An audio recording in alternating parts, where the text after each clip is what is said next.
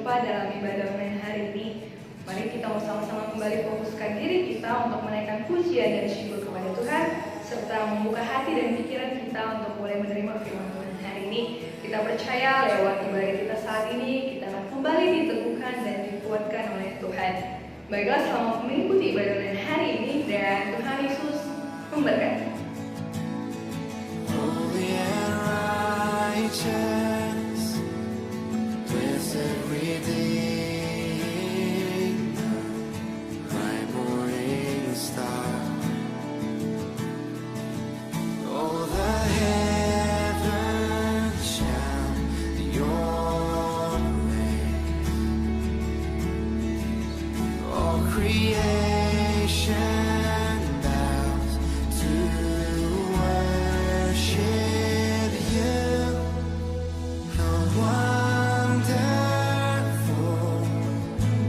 how beautiful, name above every name, exalted high. How wonderful, how beautiful,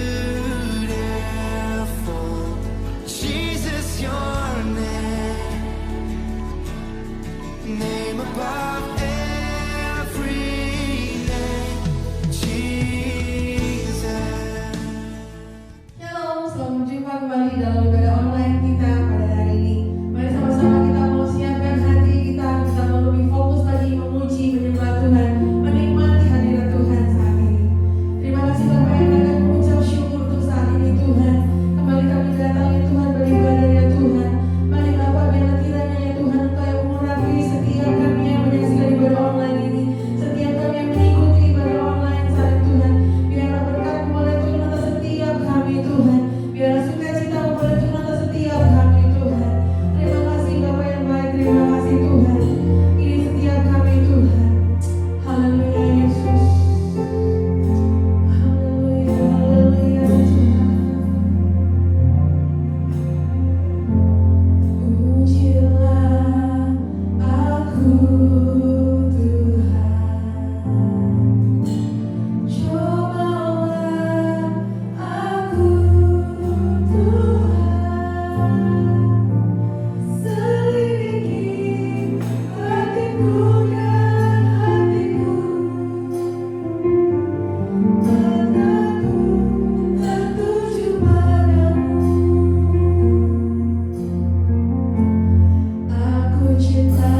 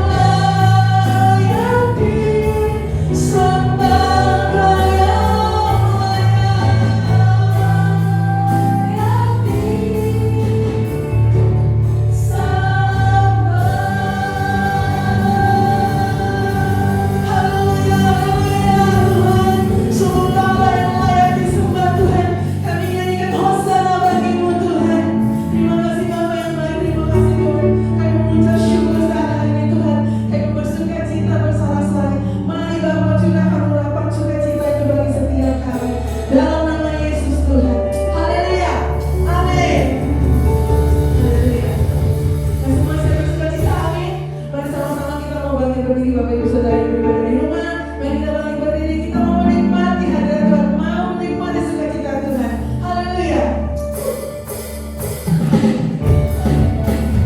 Kami terima kuasa-Mu Tuhan, kami terima hadirat-Mu Tuhan dalam hidup kami Tuhan Yesus. Haleluya Tuhan.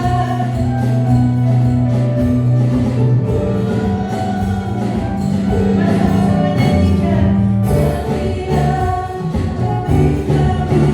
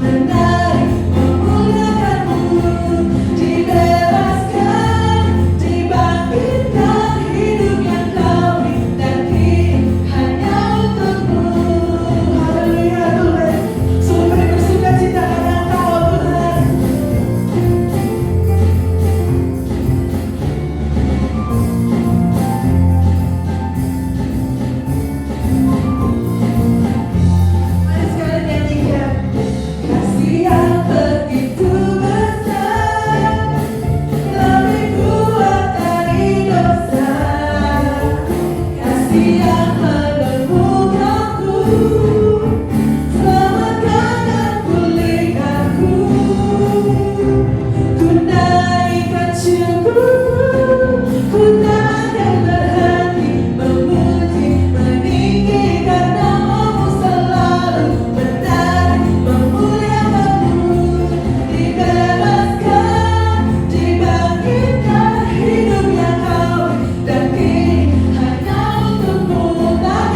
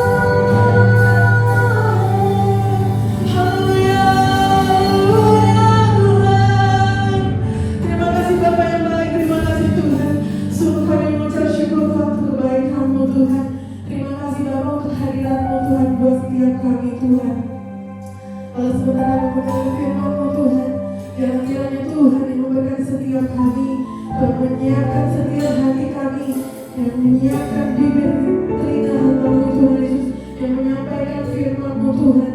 Biar Tuhan yang memberkati hamba-Mu yang menyampaikan firman-Mu. Pakai Tuhan nama-Mu lebih lagi Tuhan. Terima kasih Bapa yang baik, terima kasih Tuhan. Kami siap menerima firman-Mu di dalam nama Yesus. Haleluya. Amin.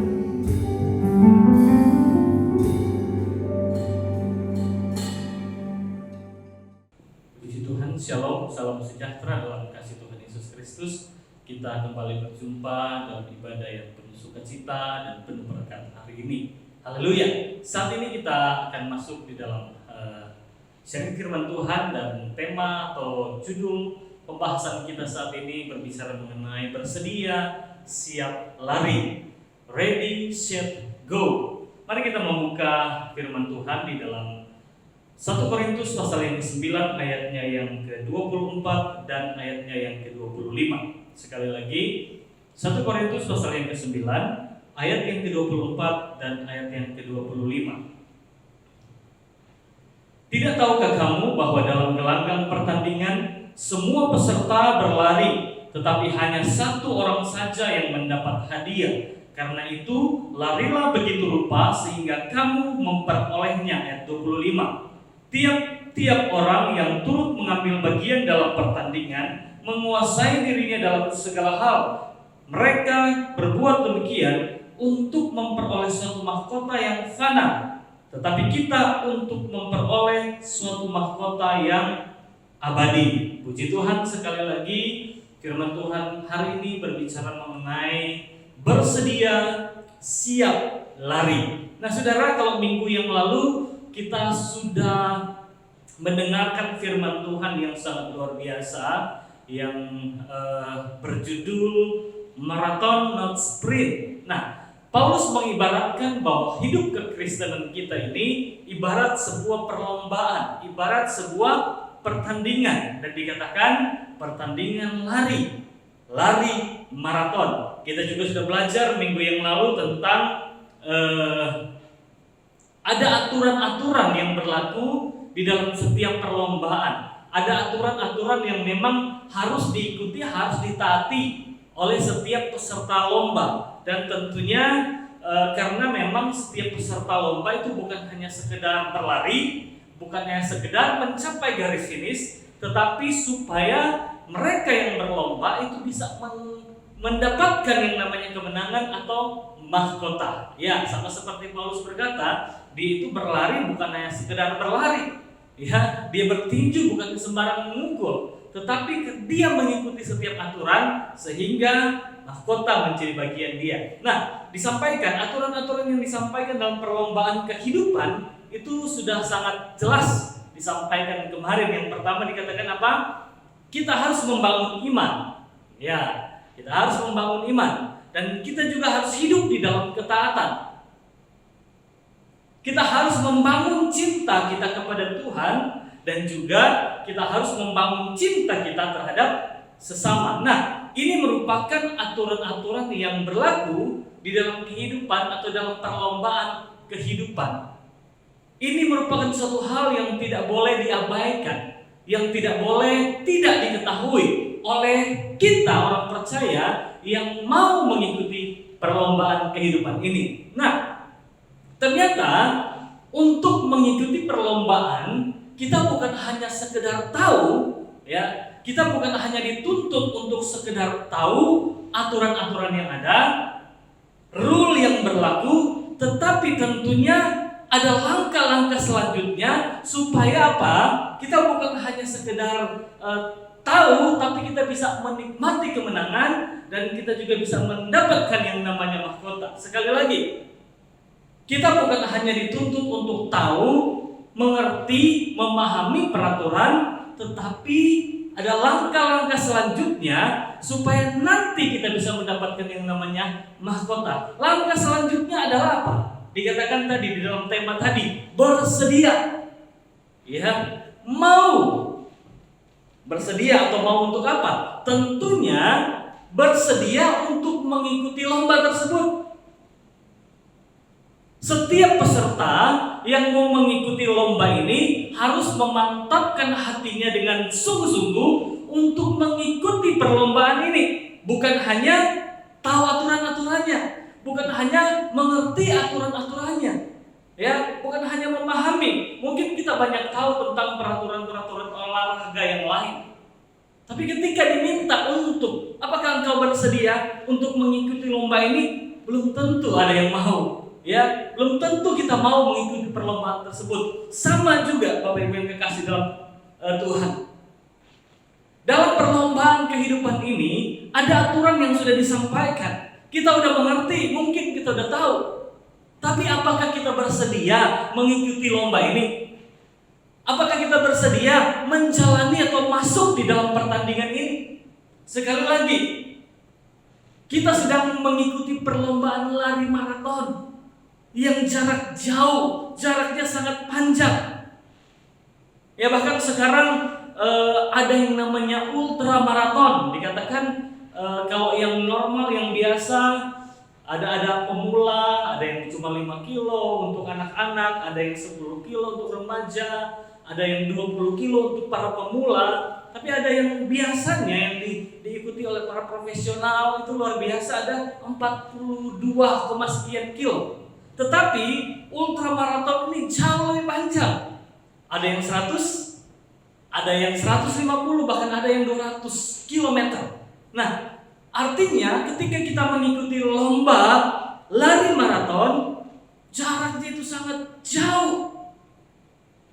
Itu sebabnya Bapak Ibu yang terkasih, seringkali meskipun ada yang sudah memahami, ada yang sudah tahu tentang aturan-aturan, mengerti aturan lomba lari maraton, tetapi ketika dia tahu bahwa jaraknya sangat jauh, jaraknya sangat panjang, maka dia mengurungkan niatnya untuk mengikuti perlombaan tersebut.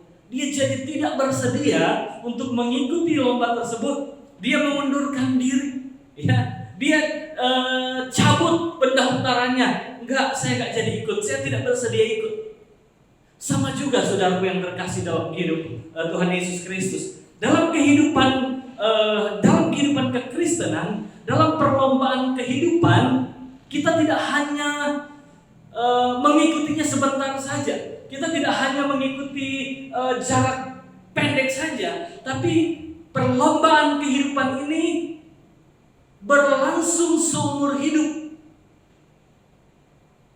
Berlangsung seumur hidup, sehingga banyak yang akhirnya nggak mau mengikuti perlombaan ini, meskipun dia sudah sangat tahu dan sudah sangat mengerti tentang aturan-aturan perlombaan tersebut.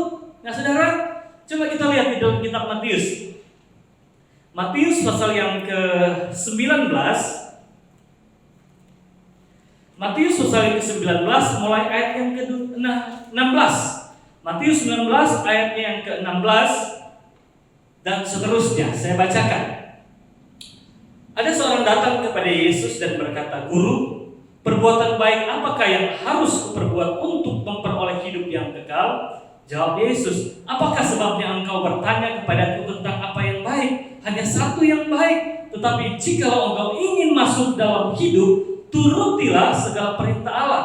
Kata orang itu kepadanya, "Perintah yang mana?" Kata Yesus, "Jangan membunuh, jangan berzina, jangan mencuri, jangan mengucapkan saksi dusta. Hormatilah ayahmu dan ibumu dan kasihilah sesamamu manusia seperti dirimu sendiri." Kata orang muda itu kepadanya, "Semuanya itu telah kuturuti, apalagi yang masih kurang?" 21. Kata Yesus kepadanya, "Jikalau engkau hendak sempurna, pergilah jualah segala milikmu dan berikanlah itu kepada orang-orang miskin, maka engkau akan beroleh harta di sorga. Kemudian datanglah kemari dan ikutlah aku." Ketika orang muda itu mendengar perkataan itu, pergilah ia dengan sedih sebab banyak hartanya. Saudara, tentunya kita sudah tahu cerita ini, ya. Diceritakan atau dikisahkan tentang seorang, di sini dikatakan ada seseorang datang. Di kitab yang lain dikatakan ada seorang pemimpin muda yang datang kepada Yesus bertanya mengenai apa yang harus dia lakukan untuk mendapatkan hidup yang kekal, untuk nanti mendapatkan mahkota. Saudara, Yesus kasih tahu, jangan memburu, jangan berzina, dan lain sebagainya. Singkat cerita, ketika Tuhan Yesus kasih tahu aturannya, dia berkata, saya sudah tahu itu dari dulu. Saya sudah memahami itu sejak kecil. Bahkan bukan hanya sekedar tahu, tapi aturan-aturan itu sudah saya lakukan. Lalu Tuhan Yesus berkata, pergilah, jual semua hartamu, dan mari ikut aku. Datang pada Yesus dan memulai perlombaan itu. Apa yang orang ini lakukan? Dikatakan dia pergi dengan sedih karena banyak hartanya. Artinya begini, orang ini tidak bersedia. Orang ini tidak mau mengikuti perlombaan bersama-sama dengan Yesus. Aturan-aturannya dia sudah tahu, ya, dia sudah sangat memahami, bahkan dia sudah melakukan itu dalam kehidupannya sejak dia masih kecil, masih kanak-kanak dia sudah lakukan. Tapi ketika Tuhan Yesus, ayo masuklah dalam perlombaan, ikutlah, ambil bagian di dalam perlombaan itu bersama dengan aku, bersama dengan Yesus. Tapi dia tidak bersedia, ya, dia tidak bersedia. Ini merupakan gambaran kehidupan manusia saat ini. Ya, aturan-aturan sudah mengerti, sudah sangat memahami, bahkan banyak yang sudah dituruti. Hanya ketika Tuhan Yesus bilang, ayo kita masuk dalam perlombaan, kita masuk dalam perlombaan iman ini, perlombaan hidup ini bersama dengan aku, tidak mau, ya, enggan, tidak bersedia. Kenapa? Karena masih banyak yang terikat dengan kesenangan dunia, masih banyak yang tidak mau menanggalkan, melepaskan kesenangan dunia. Kalau ikut Yesus harus menyalipkan daging, harus menanggalkan semua kesenangan dunia. Kalau ikut Yesus itu susah. Sama seperti lari maraton yang jaraknya jauh akan mengalami banyak hal yang menyakitkan dalam perjalanan. Sama mengikuti Yesus juga itu orang bilang, aduh banyak susahnya. Makanya karena orang ini tidak mau melepaskan kesenangan dunia, dia enggan untuk ikut dalam perlombaan. Dia tidak bersedia untuk masuk lebih lagi di dalam perlombaan. Padahal dia sudah tahu aturan-aturannya. Nah saudara, saya dan saudara, kita bukan hanya tahu dan mengerti aturan-aturan yang ada. Amin.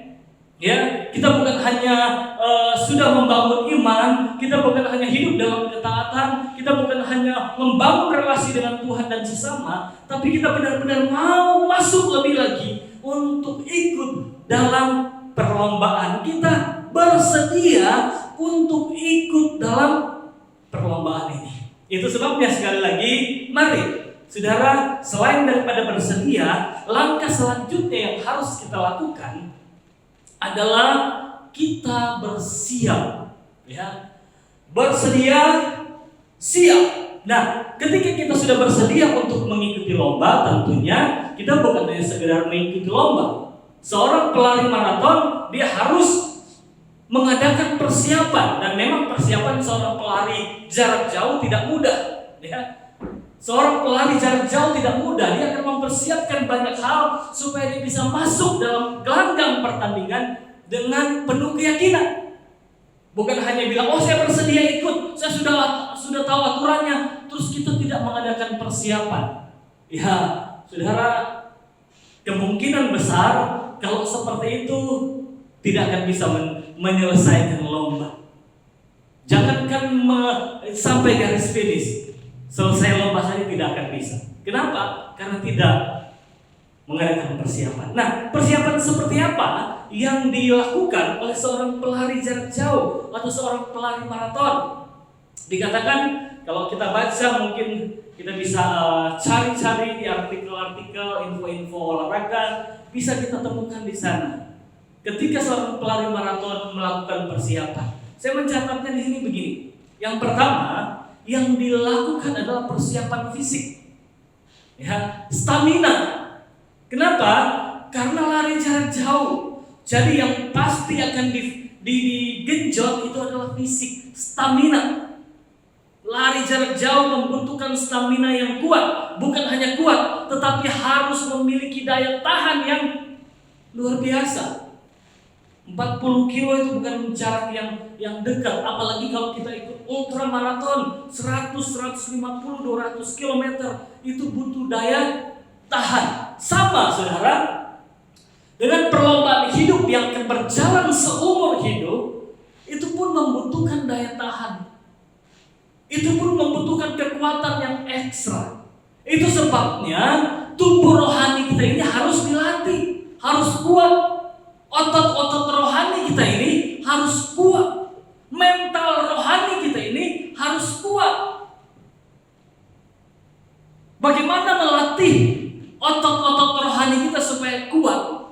Ya, tidak menjadi lemah. Bagaimana melatih otot-otot rohani ini supaya bisa bertahan di dalam medan yang sangat berat? Tentunya melalui pergumulan-pergumulan hidup yang kita alami, yang Tuhan izinkan terjadi dalam kehidupan kita.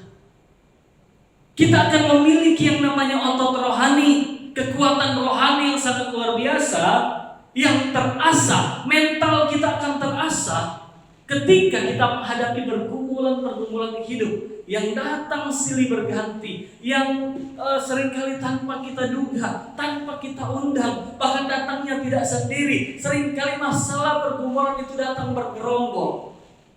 Nah, dalam menghadapi persoalan seperti ini, pergumulan-pergumulan yang Tuhan izinkan ini, kita jangan mengeluh, kita jangan bersungut-sungut, ya, kita jangan ngomel, apalagi kita menyalahkan Tuhan. Jangan. Kenapa? Karena memang Tuhan izinkan itu terjadi supaya kita menjadi orang-orang yang terlatih, kita menjadi orang-orang yang tangguh, kita menjadi orang-orang yang kuat, punya otot rohani yang kuat, yang tidak mudah menyerah, yang tidak mudah putus asa. Jadi Bapak Ibu yang terkasih dalam Tuhan, kalau ada pergumulan dalam kehidupanmu, dan itu datangnya dari Tuhan, maksud saya diizinkan Tuhan terjadi dalam kehidupanmu, jangan cepat-cepat menyalahkan Tuhan, jangan buru-buru menyalahkan Tuhan, jangan ngomel bersungut-sungut, tapi firman Tuhan katakan mengucap syukurlah dalam segala hal.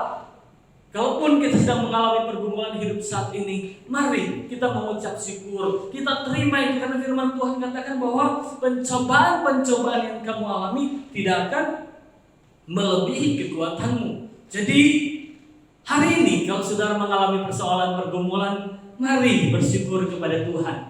Itu tandanya kita masih hidup, ya, dan itu tentunya akan melatih kita menjadi orang-orang yang kuat. Jangan mengeluh, jangan bersungut-sungut ketika kita ada dalam pergumulan. Jadi fisik, stamina, otot rohani kita akan terlatih melalui persoalan dan masalah yang datang dalam kehidupan kita. Selanjutnya, apa yang harus dipersiapkan seorang pelari? Bagaimana dia mempersiapkan diri untuk masuk dalam gelanggang pertandingan? Seorang pelari, dia akan mengatur pola makannya. Ya, dia akan mengatur asupan-asupan yang masuk di dalam tubuhnya. Makanan yang mengandung karbohidrat, dia memperbanyak, dikatakan minuman-minuman yang sehat, air mineral, ya, itu diperbanyak. Karena itu akan sangat menolong, membantu ketika sudah masuk di dalam gelanggang pertandingan. Ya. Nah, saudara, dalam kehidupan, dalam pertandingan, dalam perlombaan rohani, kita pun harus mengatur, harus memilah-milah apa yang masuk dalam kehidupan kita. Apakah yang masuk dalam kehidupan kita akan menambah kekuatan kita dan memberikan daya tahan saat kita berlari, atau sebaliknya? Ya, sekali lagi, dalam mengikuti perlombaan, kita mempersiapkan diri dengan mengatur pola makan atau apa yang masuk dalam tubuh kita. Dalam gelanggang pertandingan hidup, kita pun harus bisa mengatur sebaik mungkin apa yang masuk dalam kehidupan kita. Apakah itu bermanfaat? Apakah itu akan menambah kekuatan? Apakah itu akan menambah daya tahan atau tidak? Atau justru akan melemahkan kita, membuat kita loyo, membuat kita tidak bisa bertahan lebih jauh dalam perjalanan atau pertandingan hidup ini. Nah, dalam hal ini tentunya Saya mau mengatakan kepada kita bahwa mari kita isi, kita masukkan dalam kehidupan kita hal-hal yang bermanfaat, perkara-perkara rohani, hal-hal rohani. Itulah yang harus kita isi dalam kehidupan kita. Makanan-makanan rohani, asupan-asupan rohani, itu yang harus kita taruh, kita perbanyak. Supaya apa? Itu yang akan memberikan kekuatan. Terlebih lagi firman Tuhan tentunya. Ya, kita harus perbanyak makan firman Tuhan, konsumsi firman Tuhan, karena itu yang akan memberikan kita kekuatan. Itu yang akan memberikan kita kemampuan, daya tahan untuk kita mengarungi perjalanan hidup yang panjang bersama-sama dengan Tuhan. Jadi buat Bapak Ibu yang terkasih semuanya yang mendengarkan khotbah ini, mari kita sama-sama konsumsi firman Tuhan setiap hari, ya, konsumsi setiap firman Tuhan, membaca, merenungkan firman Tuhan. Ada ibadah harian, ada leksionarinya di sana. Baca dan renungkan firman Tuhan itu setiap hari, karena saya percaya itulah yang akan memberikan kekuatan dalam kehidupan kita. Firman Tuhan. Ya, jadi selain daripada fisik atau tubuh dipersiapkan, pola makan dipersiapkan, diatur dengan baik, tentunya hal yang dilakukan, dipersiapkan oleh sang pelari untuk masuk dalam pertandingan adalah istirahat yang cukup. Ya, istirahat yang cukup. Ketika berlari dalam kondisi kurang istirahat, tentunya itu akan membuat sang pelari kurang konsentrasi. Ya, badan akan cepat lelah, akan menjadi mudah lelah kalau kurang istirahat. Jangankan seorang pelari, ya, yang bukan pelari saja kalau kurang istirahat itu akan sangat berpengaruh dalam kehidupannya secara fisik. Nah, sama juga dengan kita, Bapak Ibu yang terkasih, dalam mengarungi perlombaan kehidupan, ada waktunya pun saya dan saudara harus beristirahat. Ada waktunya, ada saatnya saya dan saudara keluar dari hiruk pikuk aktivitas kegiatan kita sehari-hari. Kegiatan-kegiatan kita yang sering kali kita lakukan, yang sering kali juga membuat kita frustasi. Ada saatnya kita beristirahat. Bahkan di dalam pelayanan sekalipun. Ya. Bahkan di dalam pelayanan sekalipun, ada saatnya, ada waktunya kita rest, kita istirahat.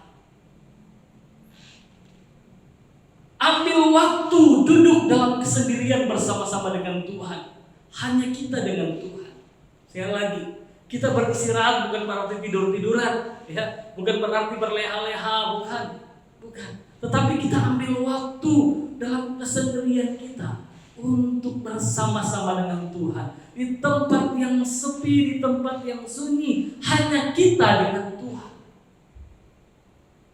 Seringkali kesibukan, ya, saya bicara kepada para pelayan, seringkali kesibukan pelayanan kita membuat kita tidak punya waktu membangun relasi dengan yang intim dengan Tuhan. Seringkali banyaknya waktu pelayanan yang kita pakai, Senin, Selasa, Rabu, Kamis, Jumat, Sabtu, Minggu, Senin lagi dan seterusnya. Banyak, kita perbanyak pelayanan kita, tapi waktu kita dengan Tuhan seringkali enggak ada. Itulah yang membuat banyak pelayan yang akhirnya menyerah di tengah jalan. Banyak yang akhirnya mundur di tengah jalan. Kenapa? Karena capek, karena stres, karena frustasi. Karena tidak punya waktu istirahat. Tidak ada waktu dengan Tuhan. Tidak ada waktu untuk duduk diam mendengarkan Tuhan berbicara. Ya. Dalam kesendirian bersama-sama Tuhan itu tidak ada.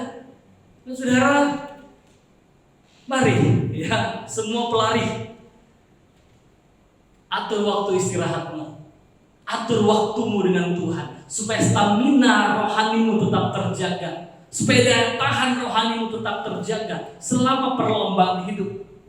Alangkah indahnya kalau kita sama-sama ada beristirahat dalam hadirat Tuhan. Sekali lagi, hanya saya dengan Tuhan, hanya saudara dengan Tuhan. Matius pasal yang ke-14 ayat yang ke-23. Sekali lagi Matius pasal yang ke-14 ayat yang ke-23. Dan setelah orang banyak itu disuruhnya pulang, Yesus naik ke atas bukit untuk berdoa seorang diri. Ketika hari sudah malam, ia sendirian di situ. Saudara, dikatakan Yesus menyuruh murid-murid naik perahu. Yesus menyuruh orang banyak itu pulang. Lalu Yesus apa? Lakukan apa? Dikatakan Yesus naik ke atas bukit untuk berdoa seorang diri. Ketika hari sudah malam, ia sendirian di situ. Yesus pun memberikan contoh dan teladan dalam kehidupan kita. Ya. Ketika selesai melayani, dia pun menarik diri dari banyak orang. Dia memisahkan diri dari hiruk pikuk pelayanan yang ada. Dia suruh murid-muridnya, ayo kalian pergi duluan. Orang banyak disuruh, pergilah kalian duluan. Dia naik ke atas bukit, dia berdoa, dia katakan dia sendirian di situ. Ya, saya dan saudara, sekali lagi di dalam kita menjalani kehidupan kita ini, mari kita ambil waktu istirahat. Sekali lagi bukan istirahat tidur-tiduran ya. Kita ambil waktu istirahat, ada diam di kaki Tuhan, menyendiri bersama dengan Tuhan. Biarkan Tuhan yang berbicara dalam keheningan, dalam ketenangan. Biarkan Tuhan berbicara. Saudara, stamina kita akan bertambah, akan semakin luar biasa setelah kita istirahat seperti itu. Amin. Ya, jadi seorang pelari dia bukan hanya mempersiapkan tubuh, otot, fisiknya, staminanya, tapi dia juga mengatur pola makan dan dia juga beristirahat. Ya, hal yang terakhir yang saya catat di dalam mempersiapkan diri ini, saudara, seorang pelari tentunya memerlukan peralatan yang memadai. Memang bagi seorang pelari tentunya tidak banyak peralatan, tetapi tetap ada yang harus dia siapkan. Kira-kira apa yang disiapkan? Biasanya seorang pelari dia harus memiliki sepatu. Apalagi pelari di era modern sekarang, tentunya dia akan memiliki sepatu lari yang khusus, ya. Sepatu untuk dia pakai berlari supaya kakinya tidak lecet. Dia akan melewati jalan aspal yang panas mungkin, akan melewati jalan yang ya tidak tahu ada batu-batu kecil yang bisa membuat kakinya cedera. Sehingga peralatan yang dipersiapkan oleh sang pelari tentunya adalah sepatu yang kuat, yang tidak mudah rusak. Sepatu yang kuat, yang tahan lama, yang bisa dipakai bukan hanya lari 1 kilo, tapi bisa lari ultramaraton sekalipun.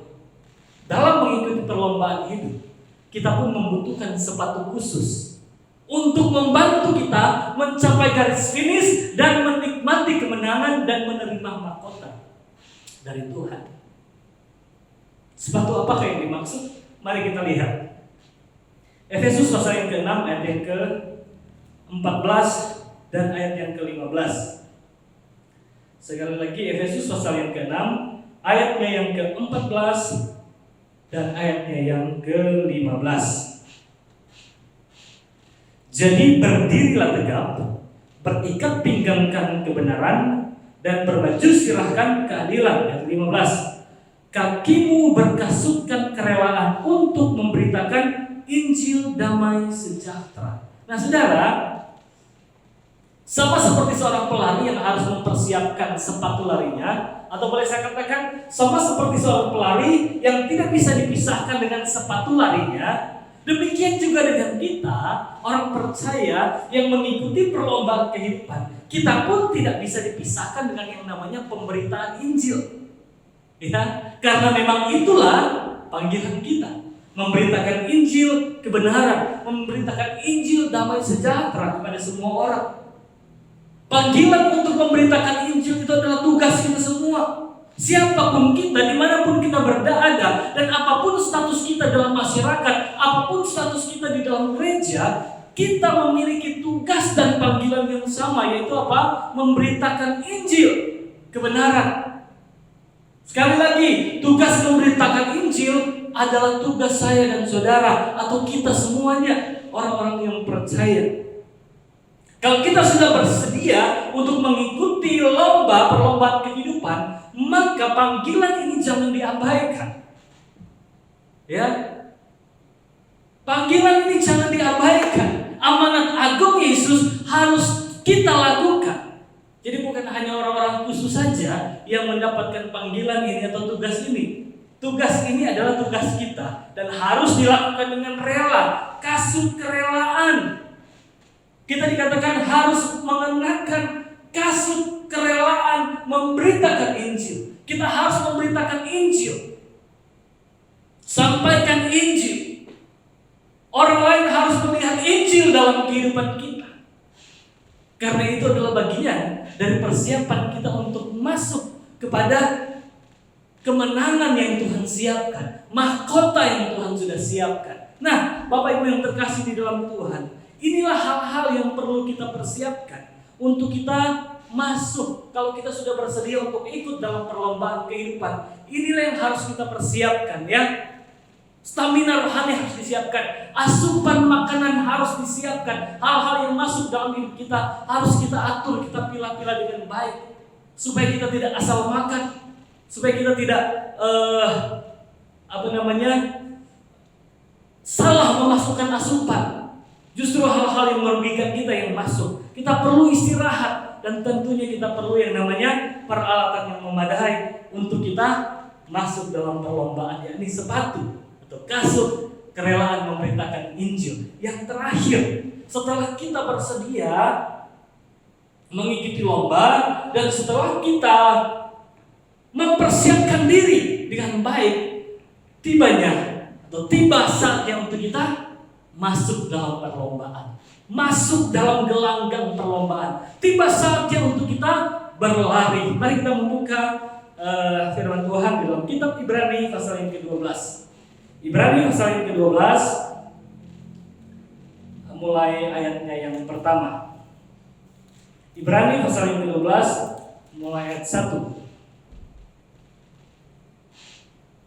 Karena kita mempunyai banyak saksi, bagaikan awan yang mengelilingi kita, marilah kita menanggalkan semua beban dan dosa yang begitu merintangi kita dan berlomba dengan tekun dalam perlombaan yang diwajibkan bagi kita. Ayat 2. Marilah kita melakukannya dengan mata yang tertuju kepada Yesus yang memimpin kita dalam iman dan yang membawa iman kita itu kepada kesempurnaan dan yang mengabaikan kehinaan, tekun memikul salib, ganti sukacita yang disediakan bagi Dia yang sekarang duduk di sebelah kanan tahta Allah. Nah, Bapak Ibu yang terkasih dalam Tuhan Yesus Kristus, dikatakan ketika kita sudah masuk dalam gelanggang perlombaan, gelanggang pertandingan lari maraton, maka kita harus lakukan hal-hal yang dicatat di dalam Ibrani 12 ayat 1 dan 2 ini.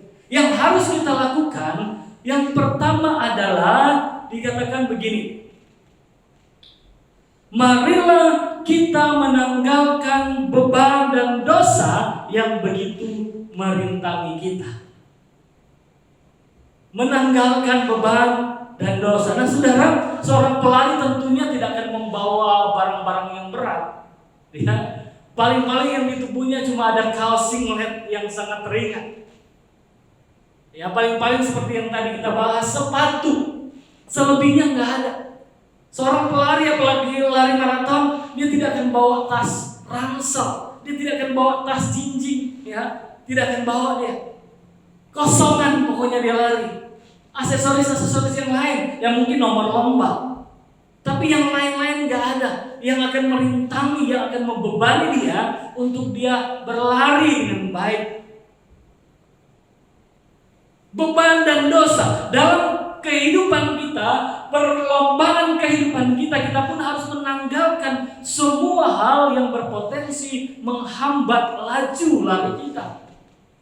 Yang berpotensi menghambat laju lari kita. Ya, jadi mari kita harus menanggalkan beban. Apa yang harus kita tanggalkan? Kekhawatiran, ketakutan, trauma masa lalu.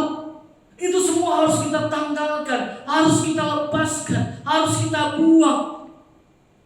Menanggalkan dosa, karakter yang buruk, kebiasaan-kebiasaan yang buruk.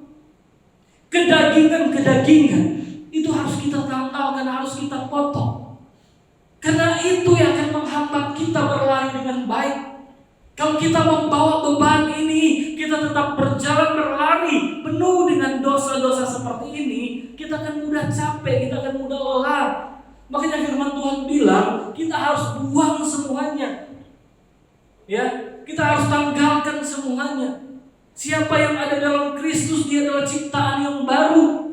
Yang lama sudah berlalu, sesungguhnya yang baru sudah datang. Jadi semua hal yang berpotensi menghambat kita, tanggalkan semuanya. Amin. Harus dilepaskan semuanya. Mengapa ada begitu banyak orang Kristen yang terhambat pertumbuhannya? Mengapa ada begitu banyak orang Kristen yang tidak pernah naik levelnya? Tidak pernah mengalami kemajuan rohani, karena masih tetap hidup dengan gaya yang lama. Sudah di dalam Kristus, tapi hidup dalam kekhawatiran, tetap hidup dalam ketakutan. Ya, sudah di dalam Kristus, tapi trauma masa lalu masih tetap dipelihara. Sudah dalam Kristus, perbuatan-perbuatan daging masih terus dilakukan. Karakternya tidak ada perubahan. Untuk kita berlari mengikuti perlombaan hidup ini, mari kita buang semuanya, beban dan dosa yang begitu merintangi kita. Kenapa dikatakan? Karena ada begitu banyak saksi yang melihat kita, ada begitu banyak orang yang melihat kita. Kalau mereka melihat kita hidup masih dengan gaya yang lama, dengan karakter yang lama, apa bedanya dengan mereka? Ya, jadi untuk kita masuk dalam lomba lari ini, tanggalkan semuanya, beban dan dosa yang begitu merintangi kita. Yang terakhir dikatakan, dengan mata yang tertuju kepada Yesus. Ya, di poin lari ini, ketika kita sudah berlari, kita harus mengarahkan pandangan kita ke depan. Ketika kita sudah berlari, kita harus mengarahkan atau fokuskan pandangan kita ke depan. Ketika seorang pelari maraton berlari, dia akan melewati jalan yang sangat panjang, jauh. Di pinggir jalan ada begitu banyak orang yang memperhatikan. Ada begitu banyak orang yang mungkin akan melambaikan tangan. Mungkin saja, ya, ada orang-orang mungkin yang akan mengeluh-elukan nama sang pelari.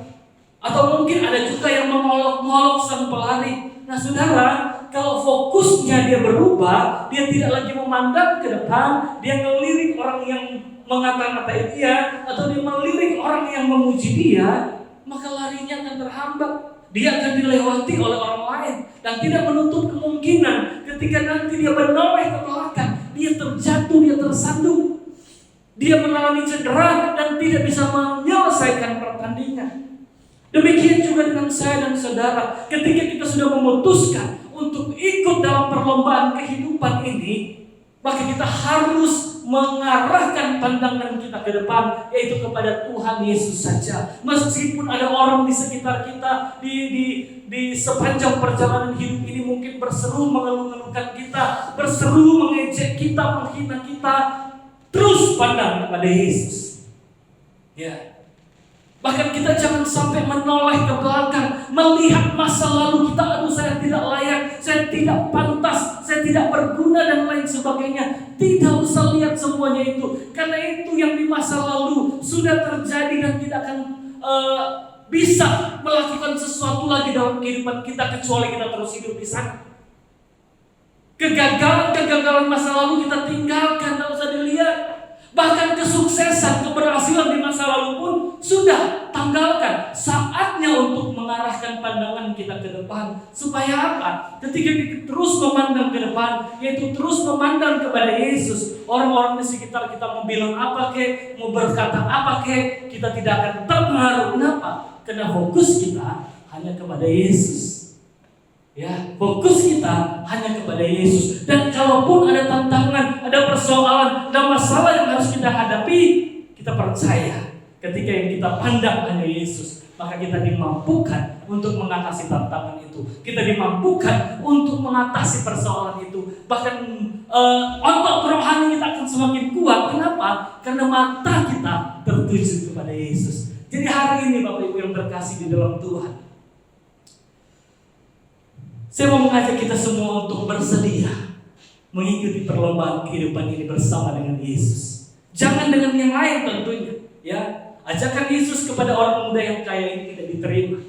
Ya, Yesus mengajak dia untuk mengikuti perlombaan kehidupan bersama dengan Yesus, tidak mau dia. Tapi saya dan saudara, saya percaya kita mau, amin. Kita mau mengikuti perlombaan ini dan tentunya kita harus melakukan persiapan. Di bawah pimpinan dan tuntunan Roh Kudus, kita akan mempersiapkan fisik, stamina kita, otot rohani kita ini akan kita persiapkan dengan baik. Yakni tetap menghadapi setiap pergumulan dengan ucapan syukur, tetap menghadapi setiap persoalan dengan terus memuji dan memuliakan Tuhan. Kita atur pola makan kita atau apa yang masuk dalam kehidupan kita pilih dengan baik supaya yang masuk itu adalah yang menguatkan, yang terus menambah daya tahan tubuh kita, daya tahan rohani kita. Kita masukkan firman Tuhan setiap hari, maka itu akan membawa kita kepada kekuatan yang baru dari hari ke hari. Istirahat yang cukup, atau dengan kata lain, kita harus punya waktu menyendiri bersama-sama dengan Tuhan. Hanya kita dengan Tuhan. Kita di refresh lagi, ya. Kita di charge lagi. Baterai kita terisi penuh lagi supaya kita semakin dahsyat melakukan hal-hal yang besar. Kita harus punya waktu bersama-sama dengan Tuhan. Dan tentunya sebagai orang percaya, kita punya peralatan yang memadai untuk lari. Yaitu apa? Sepatu, kasut kerelaan untuk memberitakan Injil. Firman Tuhan harus disampaikan kepada orang lain. Injil Tuhan harus disampaikan kepada orang lain dengan penuh kerelaan. Saya percaya kalau kita lakukan ini, maka kita adalah orang-orang yang memang siap berlari, ya. Dan kalau kita sudah berlari, sekali lagi kita harus tanggalkan segala beban dosa yang merintangi kita, trauma masa lalu, kekhawatiran, ketakutan, kecemasan yang berlebihan, semua kita tanggalkan. Kehidupan yang lama, dosa-dosa, karakter yang lama, kita buang semuanya. Karena saat ini kita adalah ciptaan yang baru. Dan saat ini juga kita mau mengarahkan pandangan kita kepada Tuhan, mata yang tertuju kepada Tuhan. Saya percaya kita pasti mengalami kemenangan dan kita pasti menikmati mahkota yang disiapkan oleh Tuhan. Haleluya. Puji Tuhan. Tuhan Yesus memberkati kita semuanya. Mari kita tundukkan kepala, kita renungkan firman Tuhan yang sudah kita dengarkan pada saat ini. Haleluya Yesus, haleluya Tuhan. Mengucap syukur Tuhan karena Engkau sangat dahsyat dan luar biasa bagi kami. Mengucap syukur untuk firman-Mu yang Engkau telah sampaikan kepada kami. Dan biar firman-Mu ini benar-benar tertanam dalam hati dan hidup kami. Tuhan, kami bersedia, kami mau ikut dalam perlombaan kehidupan ini bersama-sama dengan Engkau. Tuhan, kami tidak ikut dengan orang lain, kami tidak ikut dengan yang lain, tapi kami mau ikut perlombaan kehidupan ini bersama dengan Tuhan. Kami mau mempersiapkan diri dengan baik Tuhan. Kami mau mempersiapkan segala sesuatu yang diperlukan untuk kami bisa masuk dalam pertandingan, dalam gelanggang pertandingan ini. Kami percaya kami pasti dimampukan oleh Tuhan. Dan tentunya saat ini kami pun sedang ada dalam perlombaan. Kami pun sedang ada dalam pertandingan. Itu sebabnya Tuhan, kami mau katakan, kami lepaskan, tanggalkan semua yang merintangi kami, beban-beban, dosa-dosa yang masih menempel dalam hidup kami. Kami lepaskan, kami potong semuanya itu dalam nama Yesus, supaya kami benar-benar bisa berlari dengan baik. Kami tidak mudah lelah, kami tidak mudah capek dan tidak menyerah dalam perjalanan hidup ini, tapi kami terus berlari karena tidak ada beban dan dosa lagi yang merintangi kami. Dan mata kami mau kami arahkan sepenuhnya kepada Tuhan. Mata kami mau kami tujukan sepenuhnya kepada Tuhan. Karena mata yang tertuju kepada Tuhan, itulah yang akan menggapai kemenangan, itulah yang akan meraih kemenangan dan menerima mahkota yang daripada Tuhan. Terima kasih Bapa di sorga. Terima kasih Tuhan Yesus. Kami sudah terima firman-Mu dan kami sangat bersyukur untuk kebenaran firman-Mu. Saat ini kami pun akan mempersiapkan diri untuk masuk di dalam perjamuan kudus. Saat ini kami akan masuk untuk kembali menikmati tubuh dan darah-Mu. Tuhan, kami percaya bahwa kami adalah orang-orang yang sudah dilayakkan oleh Tuhan. Kami adalah orang-orang yang sudah disucikan oleh Tuhan, sehingga kami benar-benar bisa menikmati tubuh dan darah-Mu dengan perasaan yang tenang, dengan perasaan yang damai. Kami bisa kembali mengingat karya-Mu, apa yang sudah Engkau lakukan bagi kami 2000 tahun yang lalu. Dan kami bisa kembali untuk mengingat segala hal yang Tuhan sudah kerjakan di atas kayu salib untuk menyelamatkan setiap kami. Tuhan, hamba-Mu yang ada di tempat ini, maupun saudara-saudara, Bapak Ibu yang ada di rumah yang akan mengikuti perjamuan kudus ini, Kami percaya semua kami sudah disucikan dan dikuduskan oleh Tuhan. Mari kita persiapkan roti dan anggur. Buat Bapak Ibu yang kekasih di rumah yang akan mengikuti perjamuan kudus ini, mari saya berikan kesempatan untuk berdoa secara pribadi kepada Tuhan. Haleluya Yesus, haleluya, haleluya Tuhan. Terima kasih Yesus. Terima kasih Tuhan, terima kasih. Terima kasih Tuhan. Kami siap untuk menikmati tubuh dan darah-Mu saat ini Tuhan. Sebab apa yang telah kuteruskan kepadamu telah aku terima dari Tuhan, yaitu bahwa Tuhan Yesus pada malam waktu Ia diserahkan mengambil roti, mari kita mengangkat roti di atas tangan kanan kita. Dan sesudah itu Ia mengucap syukur atasnya, Ia memecah-mecahkannya dan berkata, inilah tubuhku yang diserahkan bagi kamu, perbuatlah ini menjadi peringatan akan aku. Mari kita makan roti ini dalam nama Tuhan Yesus.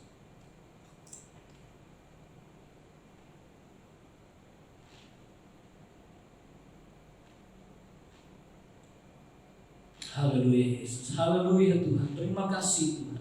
Terima kasih untuk tubuh-Mu yang hancur, untuk tubuh-Mu yang terpecah-pecah, tubuh-Mu yang terkoyak-koyak. Semua demi kami orang-orang berdosa, semua demi kami orang-orang yang hidup di dalam rantai perbudakan dosa. Terima kasih Tuhan, rela menerima siksa ini demi setiap kami. Haleluya Yesus. Demikian juga Ia mengambil cawan sesudah makan lalu berkata, mari kita angkat cawan. Cawan ini adalah perjanjian baru yang dimeteraikan oleh darahku. Perbuatlah ini setiap kali kamu meminumnya menjadi peringatan akan aku. Mari kita minum anggur ini dalam nama Tuhan Yesus.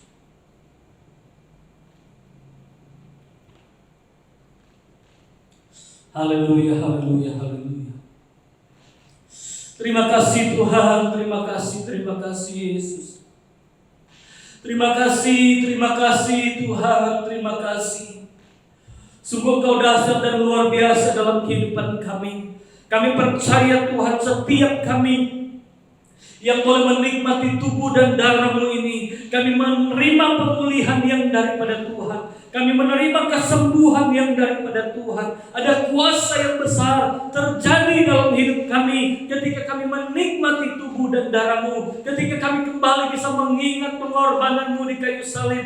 Benar-benar ada semangat yang baru bagi kami untuk terus masuk di dalam perlombaan hidup saat ini. Karena kami tahu tubuh dan darah-Mu sudah menyatu dalam kehidupan kami. Terima kasih ya Tuhan, terima kasih. Sungguh Engkau luar biasa dalam kehidupan kami. Bapa yang baik di dalam surga, terima kasih Tuhan untuk kesempatan hari ini kami boleh kembali benar-benar menyatu dengan Engkau melalui perjamuan kudus. Siapapun yang menikmatinya benar-benar saat ini mengalami kedahsyatan Tuhan, mengalami mujizat Tuhan. Terima semua yang terbaik dari Tuhan saat ini Terima kasih Bapa di dalam surga, terpujilah nama-Mu kekal selama-lamanya. Saatnya bagi kami untuk mengakhiri ibadah kami hari ini.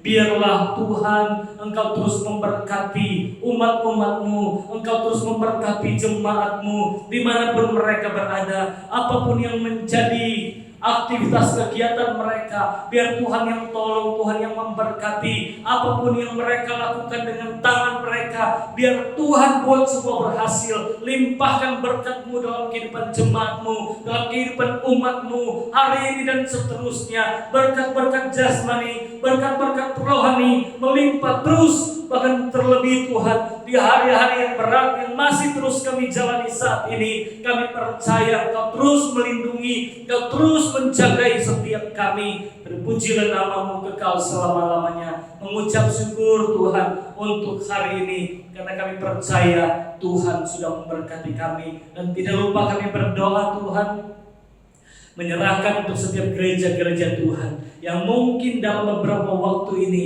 sudah mulai dan akan memulai ibadah di gereja masing-masing seperti sedia kala. Biar kiranya Tuhan yang tolong menyertai setiap persiapan yang dilakukan untuk kembali beribadah di gereja, meskipun tetap dalam protokol kesehatan, tetapi biarlah kerinduan umat-umat Tuhan untuk bersekutu benar-benar berkobar-kobar. Mereka kembali bersemangat untuk datang, duduk bersekutu di dalam ibadah dan bersama-sama dengan saudara seiman menikmati berkat Tuhan. Mari Tuhan, jangan ada satupun yang kendor, jangan ada satupun yang mengundurkan diri, tapi biarlah semua jemaat-Mu, semua umat-umat-Mu benar-benar tetap bersemangat untuk beribadah. Terima kasih Tuhan, mengucap syukur untuk hari ini. Kami akan mengakhiri ibadah ini, dan biarlah Tuhan damai sejahtera yang daripada-Mu saja, kasih sukacita,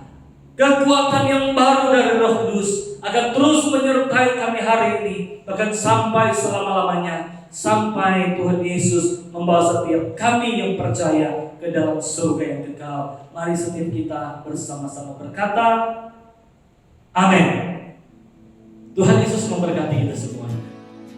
Baiklah, usai sudah ibadah online kita